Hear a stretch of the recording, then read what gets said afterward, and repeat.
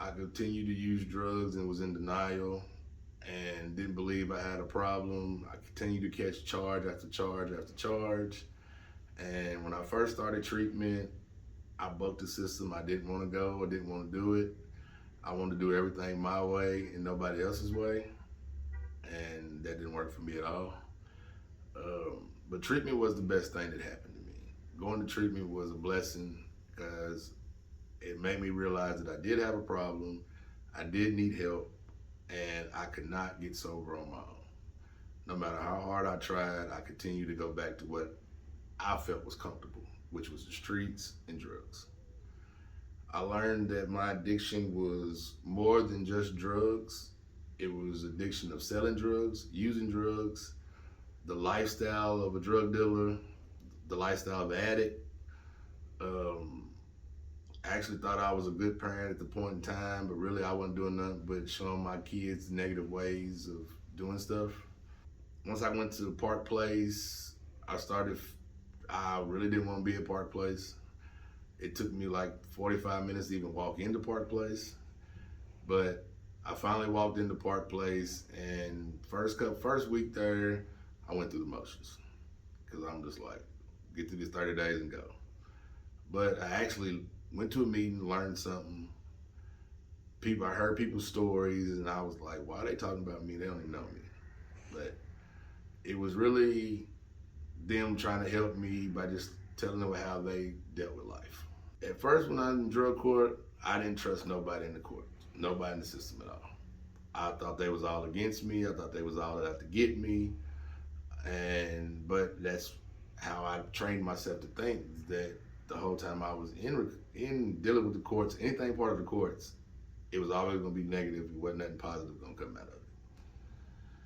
I learned that the courts really just wanted to help me, but I had to help myself and allow them to help me. And once I allowed them to help me, my life changed for the better.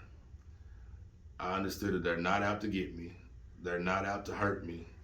They just wanted to see me do better. I'm very hard-headed and I have a lot of trust issues, but I learned to open up a little bit and start trusting them in the process of recovery. And it was probably one of the best decisions I made in my life. My life in recovery now is staying connected to the community. I enjoy helping others. I like talking to my sponsor because we talk recovery, we talk sports. You know, we built a really great bond and relationship with each other.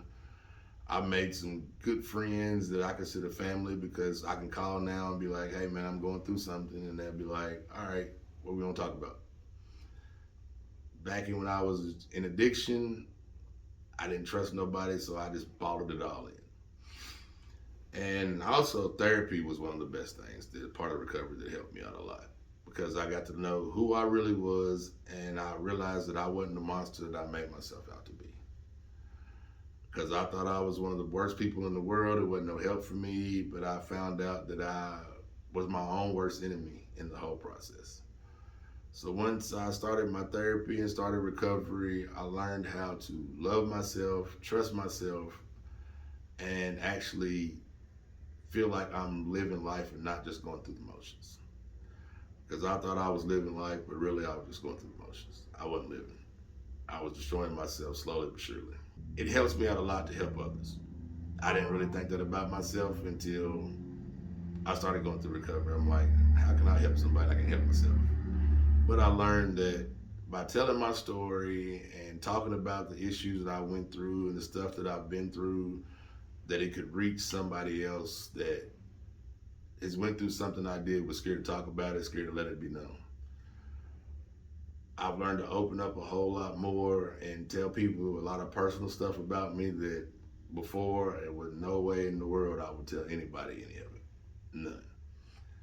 But now I can be open and honest with myself and with others, when I would just tell partial truths to make you feel like, okay, he's telling me just a little bit and get out of my face. But now I can be truthful with myself. I'm truthful with my kids. Like, I'm open with my mom and my fiance. I'm open with the recovery community about what I've been through, what I'm doing, and where I'm trying to go. I have struggles every day, but I know I got a support system that I can call and be like, "Hey man, I'm going through this. Give me some advice." And these last 12 months, I've been getting really, really solid advice on a lot of issues that I was making the problem worse by me trying to use my own thinking.